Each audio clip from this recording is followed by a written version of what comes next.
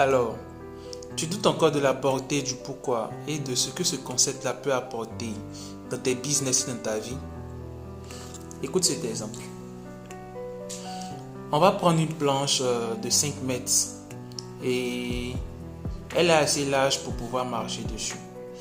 On va la poser au sol et on va te demander de marcher dessus de bout en bout. Et si tu parviens à le faire, on te remettra la somme de 10 000 francs. Alors ça te tente?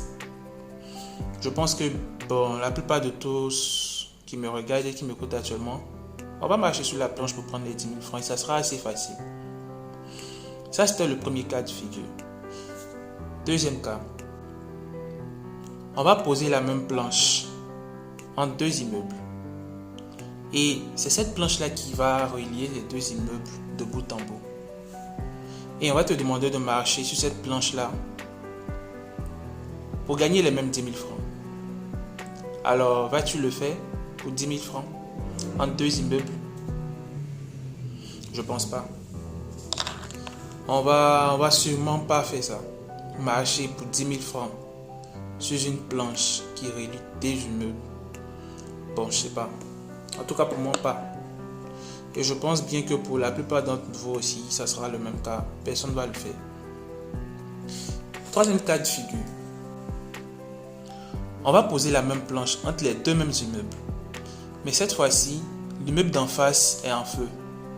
On ne peut pas accéder à l'immeuble alors que votre enfant de 5 ans est sur le toit. Mais il y a cette planche-là qui relie les deux immeubles.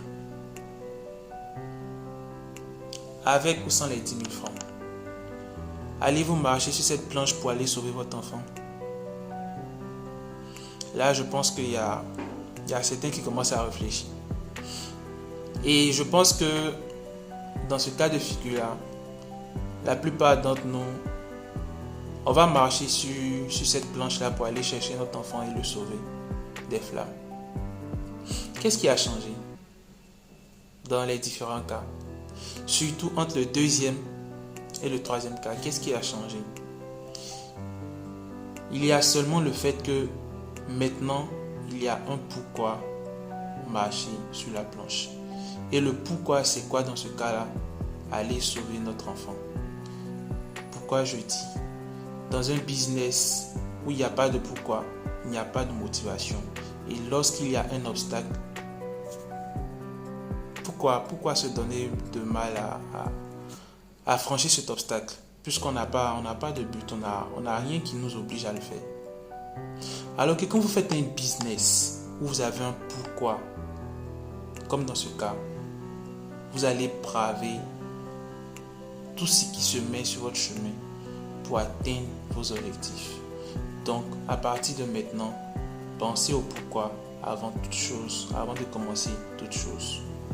Maintenant qu'on commence à comprendre la portée du pourquoi et son importance, je pense qu'il est judicieux de trouver un pourquoi à chaque domaine de notre vie. Et, il ne suffit pas de se limiter seulement au business. Le pourquoi va dans tous les domaines de notre vie, que ce soit dans la santé, que ce soit dans devenir riche, que ce soit dans avoir une belle famille, que ce soit dans beaucoup de choses.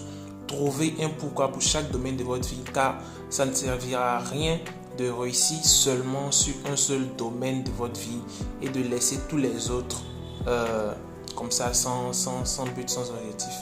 Trouvez des pourquoi pour chaque domaine de votre vie et devenez des hommes heureux, devenez des hommes qui vivent mieux, devenez des victorieux. Alors, c'était Yves Rodrigue, le V de la victoire. Je vous dis à bientôt pour une prochaine vidéo. Ciao.